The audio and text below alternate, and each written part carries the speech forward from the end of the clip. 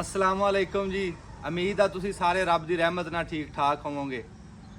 तुसी अज मेरे नाल बैठी शख्सियत देख रहे हैं, चिश्तियां दा लाड़ा जी। ये अपना अराई बरादरी, मेरा सक्का भरा मियाँ उसामा जी। ते चिश्तियां शहर ही बड़ा प्यारा, सूफीज़म दा शहर आ, अदब वाला शहर आ, प्यार मुहब्बत वाला शहर आ। ते ये भरा मेरा उत्थों मैनूं मिलन आया। अज बड़ी जानी पहचानी शख्सियत आ, कोई तारफ कराने की लोड़ नहीं। तुसी इहदे पेज ते नूं देखिआ फ्रूट मंडी वाला, तो चिश्तिया फ्रूट मंडी वाला पेज आ, बहुत चलदा। ते पंजाबी एडी सोहनी बोलदा, पंजाबी दे वट कढ़ दिंदा।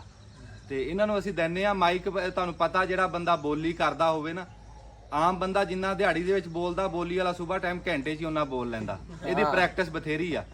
बिल्कुल वधिया बाई जी, मेरे दिल ਤੋਂ ਇਸ ਟਾਈਮ ਮੈਂ ਬਹੁਤ ਖੁਸ਼ ਆ ਬਾਈ।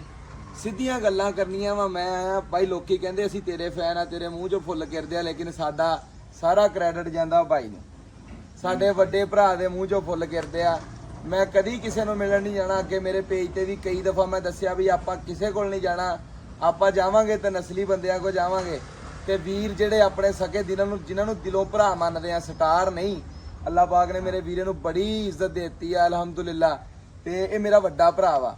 ਇਹ ਲਹਿੰਦੇ ਪੰਜਾਬ ਦਾ ਚੜ੍ਹਦਾ ਸੂਰਜ ਆ। 100 ਗੱਲਾਂ ਦੀ ਇੱਕ ਗੱਲ, ਮੇਰਾ ਵੀਰ ਲਹਿੰਦੇ ਪੰਜਾਬ ਦਾ ਚੜ੍ਹਦਾ ਸੂਰਜ ਆ। ਇਨਸ਼ਾਅੱਲਾ ਤਾਲਾ 2025 ਤੱਕ ਵੱਟ ਕੱਢ ਦਿਆਂਗੇ। ਪੰਜਾਬੀ ਆਪਣੀ ਨੂੰ ਜ਼ਿੰਦਾ ਰੱਖੋ, ਆਪਣੇ ਪੰਜਾਬ ਦੀ ਗੱਲ ਕਰੋ। ਹੁਣ ਆ ਚੁੱਪ ਚਪੀਤਾ ਮਹਿੰਗਾਈ ਕਰੀ ਜਾਂਦੇ ਆ, ਪੰਜਾਬ ਵਾਲੇ ਚੁੱਪ ਕਰਕੇ ਨੀਵੀਂ ਪਾ ਕੇ ਛਿੱਤਰ ਖਾਈ ਜਾਂਦੇ, ਬੋਲਦੇ ਹੀ ਨਹੀਂ ਹੈਗੇ। ਬੋਲਣਾ ਕਿਸਾਨ ਪਤਾ ਨਹੀਂ ਖੇਸੀਆਂ ਲੈ ਕੇ ਰਜ਼ਾਈਆਂ ਲੈ ਕੇ ਸੁੱਤਾ। ਸਾਡੇ ਕਿਸਾਨ ਹੀ ਨਹੀਂ ਬੋਲਦੇ। ਤੇਰਾ ਤਾਂ 24 ਘੰਟੇ ਵਾਹ ਆ। ਮੈਂ ਕਿਹਾ ਇਹ ਪਿਛਲੇ ਵਾਰ ਜਿਹੜਾ ਲੱਕ ਟੁੱਟਿਆ ਨਾ ਕਿਸਾਨਾਂ ਦਾ, ਯਕੀਨ ਕਰ ਲਓ ਐਤਕੀ ਹੁਣ ਜਿਹੜੀ ਗੰਦਮ ਸਟਾਕ ਹੋ ਗਈ ਆ। ਐਤਕੀ ਹੁਕੂਮਤ ਨੇ ਸ਼ੁਰੂ ਦੇ ਵਿੱਚ ਬਹੁਤ ਰੌਲਾ ਪਾਤਾ, ਜੇ ਕਿਸੇ ਨੇ ਸਟਾਕ ਕੀਤੀ ਤੇ ਇਹ ਕਰ ਦਿਆਂਗੇ, ਉਹ ਕਰ ਦਿਆਂਗੇ, ਇਹ ਕਰ ਦਿਆਂਗੇ।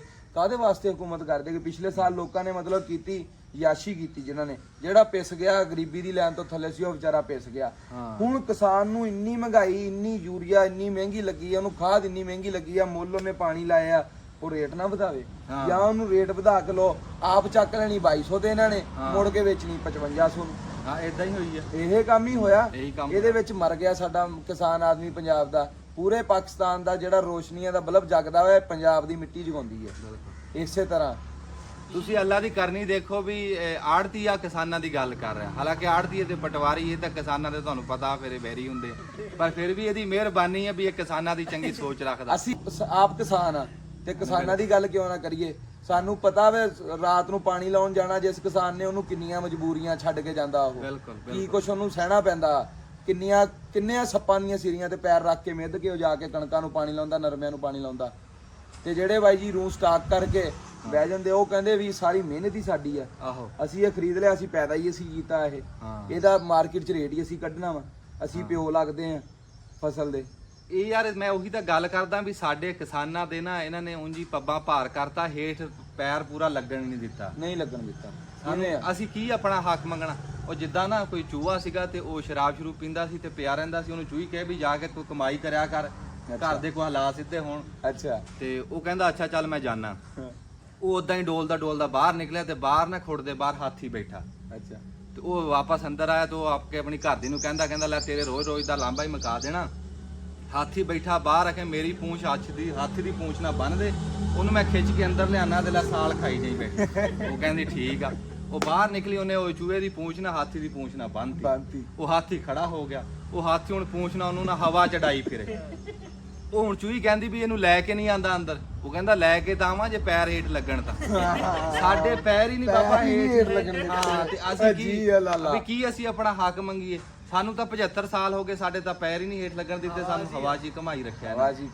ਬਾਕੀ ਇਹ ਵੀ ਕਿਸਾਨਾਂ ਨੂੰ ਅਖੀਰ ਬੋਲਣਾ ਪੈਣਾ ਆਪਣਾ ਹੱਕ। ਹੁਣ ਤੂੰ ਦੇਖ, ਉਹ ਰੇਡਵੇ ਦੀ ਫੀਸ ਲਾਤੀ, ਕੋਈ ਬੰਦਾ ਬੋਲਿਆ? ਬਿੱਲਾਂ ਦੇ ਵਿੱਚ ਲਾਤੀ। ਉਹ ਸਾਡਾ ਦਾਦਾ ਕਹਿੰਦਾ ਹੁੰਦਾ ਸੀ, ਤੁਹਾਨੂੰ ਚੇਤੇ ਆਵਾਂਗਾ ਮੈਂ ਇੱਕ ਦਿਨ, ਚੇਤੇ ਆਵਾਂਗਾ। ਕੱਲ ਬਿਜਲੀ ਦੇ ਬਿੱਲ 'ਚ ਜਦੋਂ ਰੇਡੀਓ ਦੀ ਫੀਸ ਦੇਖੀ ਨਾ, ਦਾਦਾ ਬਹੁਤ ਚੇਤੇ ਆਇਆ ਬਾਈ, ਅੱਲਾ ਜਾਣਦਾ। ਹਾਂ, ਦਾਦੇ ਨੇ ਰੇਡੀਓ ਸੁਣਿਆ ਸਾਡੇ ਨੇ ਤੇ ਅੱਜ ਸਾਨੂੰ ਫੀਸ ਭਰਨੀ ਪੈ ਰਹੀ ਆ।